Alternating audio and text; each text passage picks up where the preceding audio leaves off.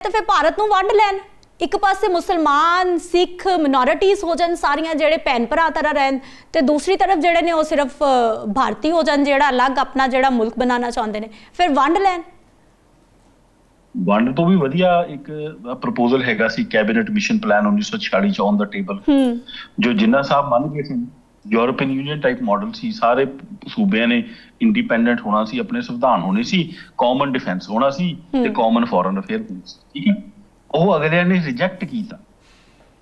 ਗਾਂਧੀ ਤੇ ਨਹਿਰੂ ਨੇ ਲੋਕਾਂ ਨੂੰ ਕਹਿੰਦੇ ਨੇ ਕਿ ਜਿੰਨਾ ਸਾਹਿਬ ਨੇ ਡਿਵਾਈਡ ਕੀਤਾ ਇੰਡੀਆ, ਨਹੀਂ, ਜਿੰਨਾ ਸਾਹਿਬ ਨੇ ਤਾਂ ਕਿਹਾ ਕਿ ਇੱਕ ਫੈਡਰੇਸ਼ਨ ਰੱਖੋ, ਲੇਕਿਨ ਗਾਂਧੀ ਤੇ ਨਹਿਰੂ ਨੇ ਰਿਜੈਕਟ ਕੀਤਾ ਕਿ ਸਾਨੂੰ ਤਾਂ ਫੈਡਰੇਸ਼ਨ ਵੀ ਨਹੀਂ ਚਾਹੀਦੀ ਜਦ ਤੱਕ ਸਾਡੀ ਪੂਰੀ ਹੈਜਮਨੀ ਨਹੀਂ ਹੁੰਦੀ, ਕਿ ਸਾਨੂੰ ਤਾਂ ਤੁਸੀਂ ਆਪਣੀ ਜੁੱਤੀ ਥੱਲੇ ਚਾਹੀਦੇ ਆ, ਸਾਨੂੰ ਐਕਸੈਪਟੇਬਲ ਨਹੀਂ ਹੈਗਾ ਕਿ ਅਸੀਂ ਬਰਾਬਰੀ ਨਾਲ ਨੇਬਰ ਬਣ ਕੇ ਵੀ ਰਹਿ ਲਈਏ।